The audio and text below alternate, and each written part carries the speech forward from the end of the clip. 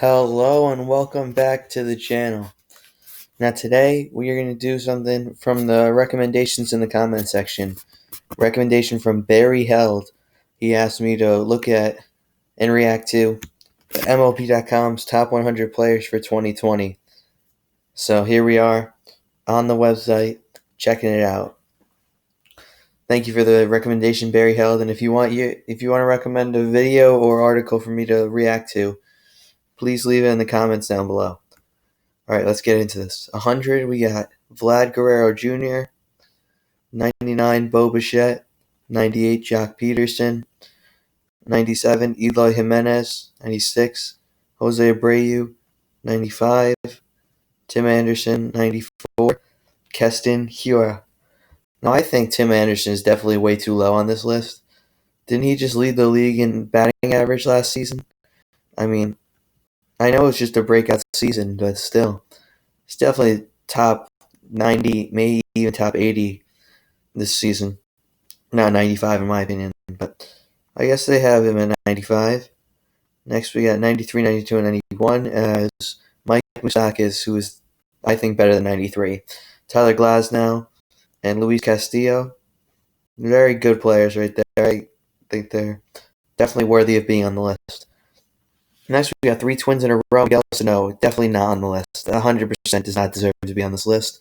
We got Mitch Garver, good catcher. I like him a lot. I think he's definitely deserving of being on this list. Then we got Jorge Polanco, great shortstop, great breakout season this year. Got him improving in the future. Eduardo Escobar, former Twin beast. I think he's an absolute monster. How is he not ranked last year? That's crazy. He's definitely better than 87, though. Carlos Santana had an absolute phenomenal year last year. Definitely deserves to be higher than 86. Charlie Blackmon, kind of a rough year. Coming into the year, I think 85 is pretty fair for him after that down year he had last season. Ramon Laureano, pretty good breakout player right there. Definitely deserving of being on this list. 84, pretty fair for him. Severino, Snell, Nola. Now these are three pitchers that, well, Severino had Tommy John, so that's why he's down here. He fell from 43 last season to 83. Understandable, though. He didn't have the season that we all hoped he would, and then he got surgery. Blake Snell had a tragic year as well compared to his Cy Young year before that. And so did Aaron Nola. Both were supposed to be top 30 players according to MLB.com. But as of right now, they're top 80 this season. Did have very disappointing years from what people thought they were going to have from projections and stuff like that. All right, next we got Gary Sanchez at 80. I think it's a little high. I think Gary Sanchez is very overrated. Tragic. He's trash at catcher, and he hits when he wants to, and when he doesn't, he just doesn't hit.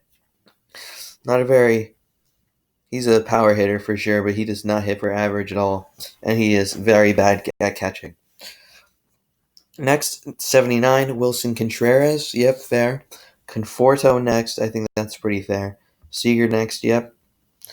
Trey Turner, low. That's because he got hurt. And he did improve from last season. Aroldis Chapman, yep. And Josh Hader, higher. For sure, he needs to be higher. Fantastic year this year. Closing for the Brewers. He's just a fantastic player. Kirby Yates at 73. Now, that is just disrespectful to Kirby. Look at these stats right here. He had 41 saves with a 1.19 ERA, 101 strikeouts in 60 innings pitched. And he led the MLB in saves and ERA. That is, how is he only 73? That's nuts. Kepler, fantastic year as well. Definitely deserves to be higher on the list, though. Castellanos on the Reds now. Yep, 71. I think that's pretty fair. Josh Bell, great year last year. I think he's very underrated. I think 70 is a little low for him as well. Jorge Soler, that's too high for him. He did hit a lot of home runs, but still, does not hit for average, and he's just a power hitter at this point, so definitely 69 is way too high for him. Tommy Pham, lower on the list for some reason than last year. I think he had a great year with the Tampa Bay Rays, now traded to the Padres. I think he is a fantastic player, definitely worthy of a higher spot than 68. Next, we got Soroka and Zach Greinke. Greinke a little higher than last year, absolutely worthy of that, with him having a great year this year. Soroka, also a great breakout year for him. Dill was not ranked last year. I think he could be a little lower at 67 this season. Yordan Alvarez already? Come on. That is way too high for Yordan. Now, he did have a great season coming up from the minors, going to the Astros, but still, 65 is way too high for him. Maybe, I don't know if he even deserves to be on the list. You got Joey Gallo, for sure deserves to be on the list. Great season. We got Stanton, Sale, and Kershaw all having disappointing years for what they were supposed to produce according to their 2019 rank. Stanton got hurt, though, so Stanton has not produced very well for the Yankees at all since going to the Yankees in the trade with the Marlins. Sale had a poor year last year. Definitely deserving of being way lower than 13. 62 sounds pretty fair to me.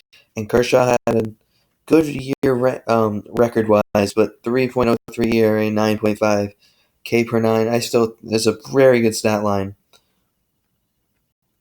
And I think 61 is pretty low for Clayton. Next, we have Yohan Moncada at 60. I think very good player. Yeah, see right here, number 61 through 70 includes a superstar trio seeking bounce-back seasons. Yep. Yeah, that's what I said, pretty much.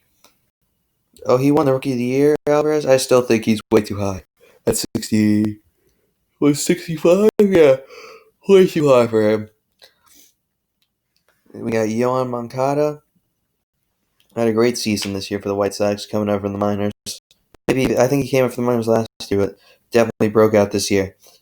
Playing third base for them. We got Manny Machado for the Padres. 59, yeah, he did have this quite disappointing year compared to what his projections were like. 14th in the 2019 rank. Now he's 59. I mean, pretty disappointing if he drops that by 45 ranks, but still very, very good player, Manny Machado. 59. Shane Bieber, great season for him as well. For the Indians last year, he wasn't ranked in 2019. Well, 58. Yep, I think that's pretty fair for him. Shohei Ohtani, I think it's a little high for him. Didn't show me too much of last season, and I believe that is 57 is pretty premature for him. I think that's way too high. Whit Merrifield somehow went down. I don't know how that's possible. Stud. If there was ever a stud on the Royals, Whit Merrifield is an absolute machine, on-base machine, and 56 is way too low. And he even went down from last season somehow. I don't even know how that's possible. Then we got Ozzy Albies. Yep, definitely deserving of top 60. Very good season for the Braves. And I think the sky's the limit for this kid. Braves are going to be wonderful this year. A wonderful team to watch. Justin Turner next. I don't really have too much to say about this one. I think he's a pretty good player still. I think it's a pretty good spot for him. Honestly, we got Hyunjin Ryu, who had a marvelous year. Didn't he have like 3 losses all season or something? Led the league in ERA. Or starting pitchers, at least, in ERA, I thought, at least. We got Charlie Morton, who is really turning around at the end of his career. Last from the Astros, now to the Rays, I think, deserved the Cy Young if he didn't win it. And he has been absolutely fantastic over the last couple years, pitching, starting for the Rays and the Astros. We got Nelson Cruz next at 51. Yeah, I think that's pretty good. He will turn 40 years old in July. Jeez.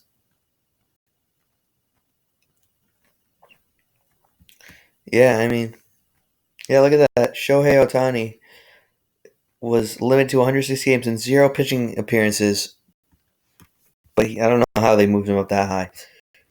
All right, next, Jose Ramirez. Yes, definitely did have a very, very down year for the Indians in the first half of the season.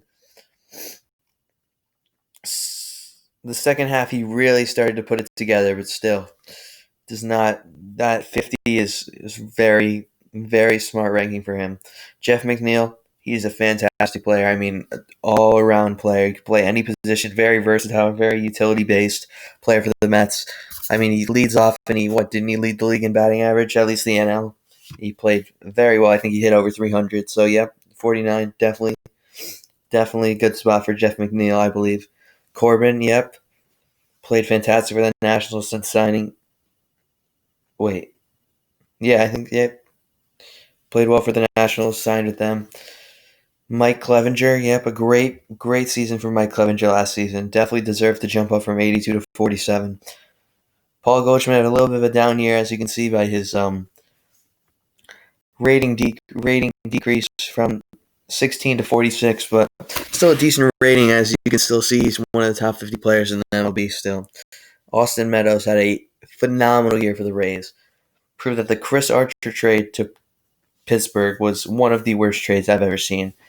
Austin Meadows and Glasnow to the Rays for Chris Archer. I mean, what a steal for the Rays. It seems like nowadays, and Michael Brantley for the Astros.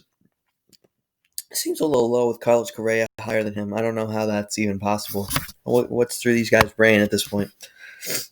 Brantley had a phenomenal year for them. What a signing from the free agency from the Indians. I think he definitely deserves to be higher than Carlos Correa, but Yasmani Grandal had a supreme year for the Brewers.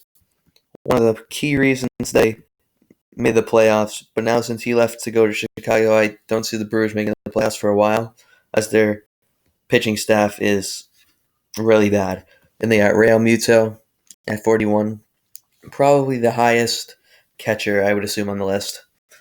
Yeah, I think that's pretty fair. I'd say, in my opinion, Grandal should be higher than Real Muto, but I mean they're kind of interchangeable, so I think you could put them either way. I think. Okay, then next, Rafael Devers at 40. Yep, I think that's very fair, as he had a very good year. Very Actually, let me search it up. See what he did.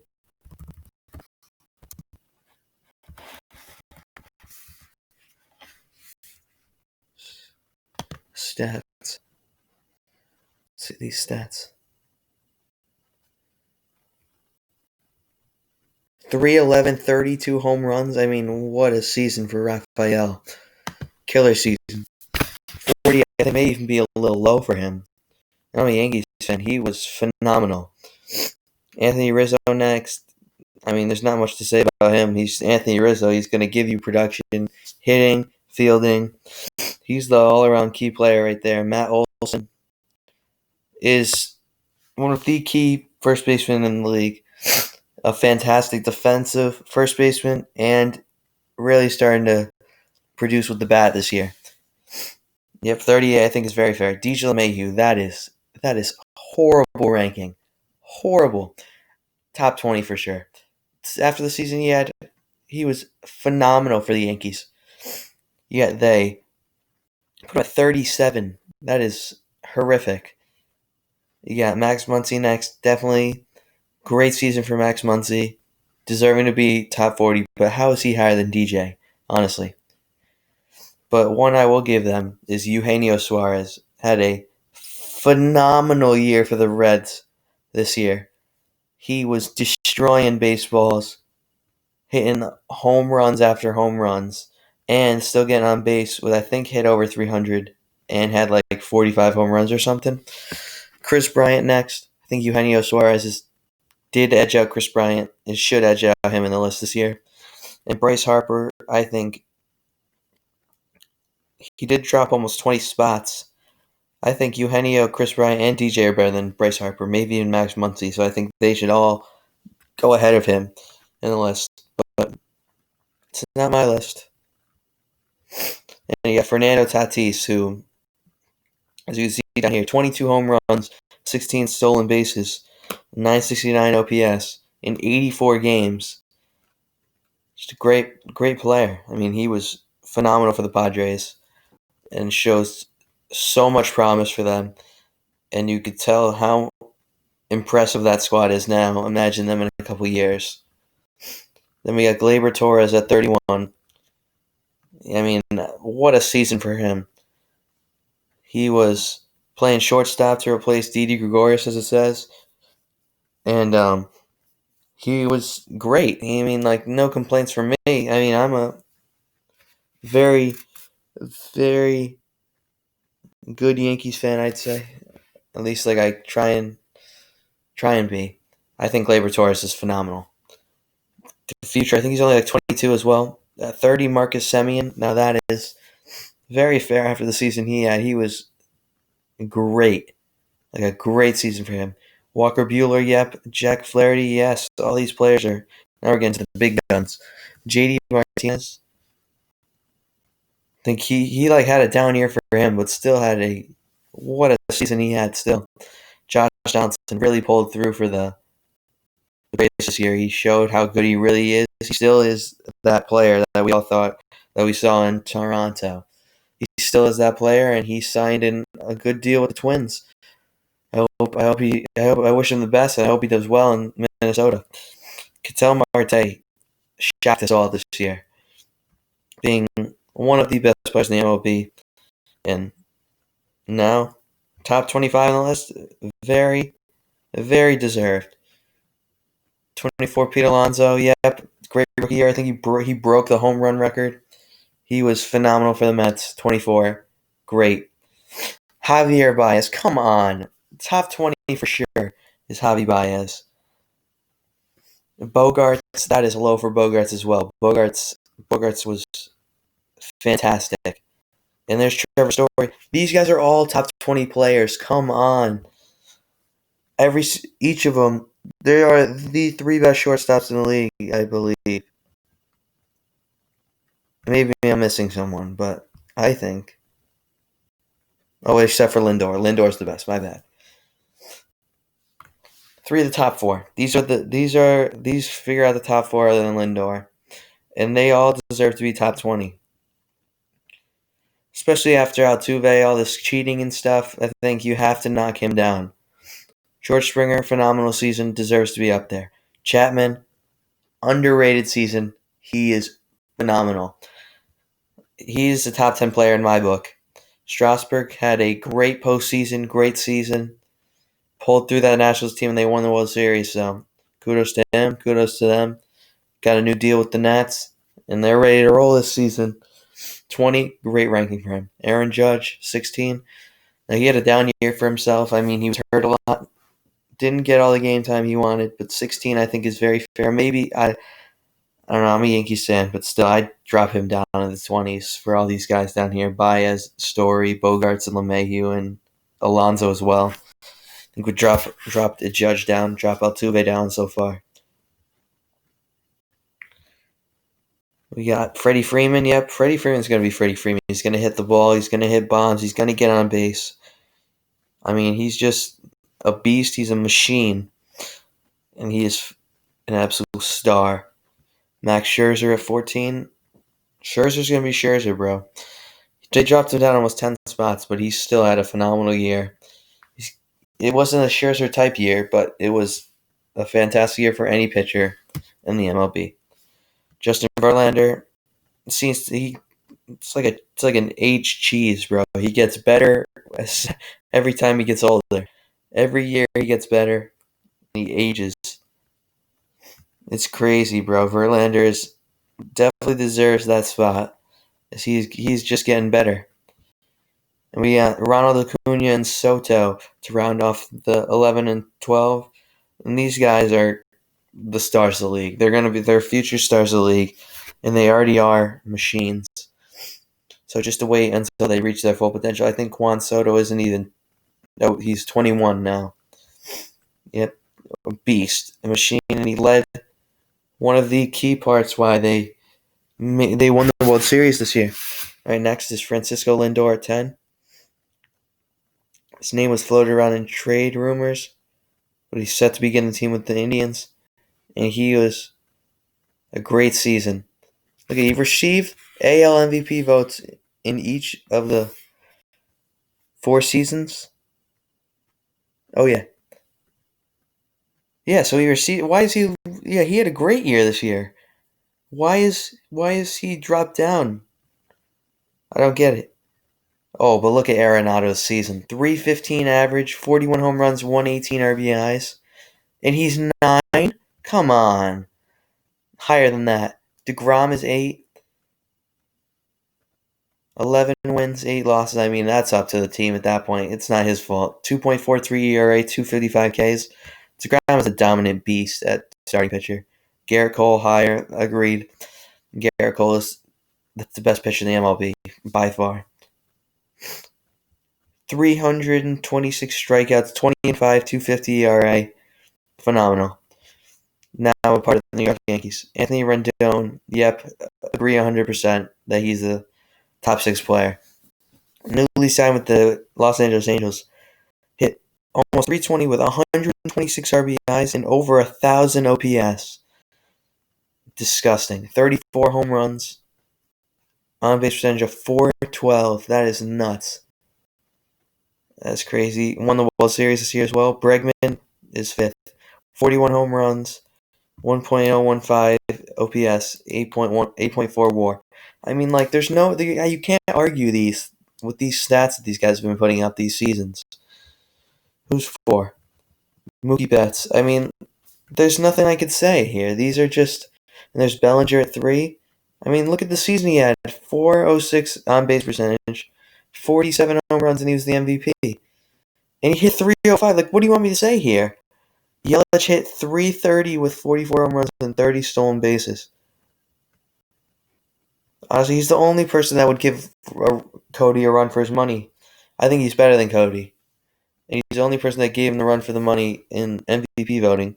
And one is Trout. Like, they hit these spot on the top 10, but they hit the bottom rankings. There's definitely something wrong down there. Well, 22 minutes I've been going on about this list.